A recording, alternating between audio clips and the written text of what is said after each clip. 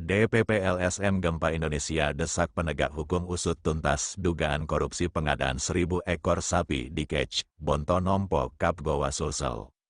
Program percontohan pengadaan 1.000 ekor sapi untuk 3 desa dan 2 kelurahan di Kecamatan Bontonompo, Kabupaten Goa, yang dilaksanakan pada tahun-tahun 2021 sampai tahun 2022 melalui Kementerian Pertanian di era Syahrul Yassin Limpo, kini disorot tajam oleh DPP LSM Gempa Indonesia.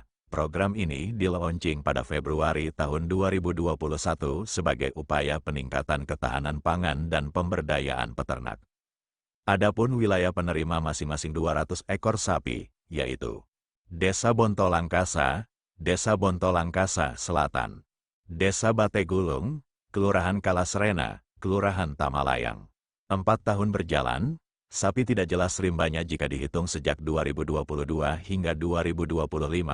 Indukan sapi normalnya melahirkan 1 kali setiap tahun. Secara teori, dari 1.000 ekor induk, populasi sapi seharusnya berkembang menjadi minimal 3.000 ekor.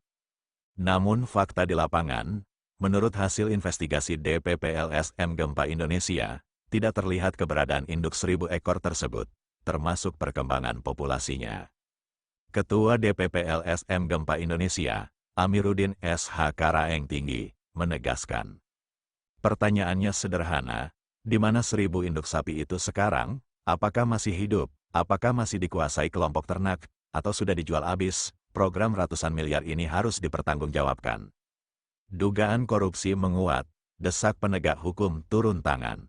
LSM Gempa Indonesia mendesak Kejaksaan Tinggi Sulawesi Selatan, Kejaksaan Negeri Kabupaten Goa Polres Goa untuk membuka penyelidikan terhadap 3 kepala desa 2 lurah kelompok ternak penerima sapi. Siapapun pihak yang diduga terlibat dalam penggelapan dan penyalahgunaan program ini. Karena program sebesar ini tidak mungkin hilang tanpa jejak kecuali adanya indikasi kuat. Penyalahgunaan wewenang markup penyimpangan barang milik negara. Penjualan ilegal sapi bantuan pemerintah.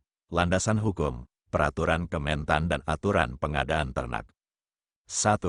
Dasar hukum program percontohan ternak peraturan Menteri Pertanian, Permentan, RI nomor 17, Permentan, PK, 210/5, 2017. Tentang pedoman pengembangan peternakan sapi berbasis korporasi. Permentan nomor 18, Permentan, PK, 210/5, 2018 tentang pedoman bantuan pemerintah lingkup Direktorat Jenderal Peternakan dan Kesehatan Hewan. Program bantuan ternak wajib, dicatat sebagai barang milik negara, BMN. Dicatat di kelompok ternak penerima tidak boleh dipindah tangankan tanpa izin pemerintah. Wajib dilakukan monitoring dan evaluasi tahunan. Jika sapi tidak ada, berarti BMN hilang, dan itu adalah bentuk kerugian negara. Potensi pidana, Undang-Undang Tipikor dan pasal yang mengancam. Berdasarkan temuan dan dugaan awal, pelaku dapat dijerat. 1. Pasal 2 ayat 1 UU Nomor 31 Tahun 1999 JUU Nomor 20 Tahun 2001. Penyalahgunaan wewenang yang merugikan keuangan negara. Ancaman, 4-20 tahun penjara. 2.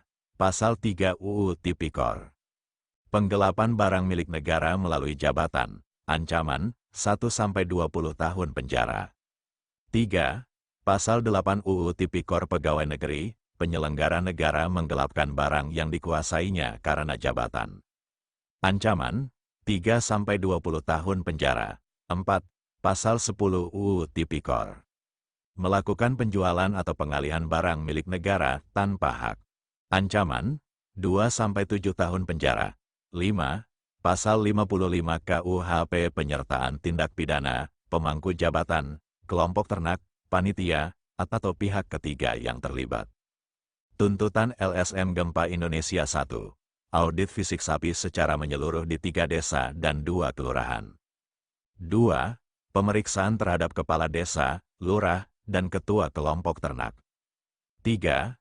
Penelusuran dokumen pengadaan tahun-tahun 2021 sampai tahun 2022. 4.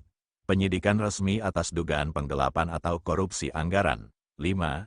Jika terbukti, proses hukum hingga tuntas tanpa pandang bulu. LSM Gempa Indonesia menegaskan bahwa program sapi ini adalah uang rakyat yang harus dipertanggungjawabkan. Hilangnya ribuan ekor sapi tanpa kejelasan adalah bentuk pelanggaran berat terhadap amanat undang-undang. Jangan biarkan rakyat dibodohi. Kami meminta aparat hukum bertindak tegas, bukan hanya mendengar laporan. Tutupnya.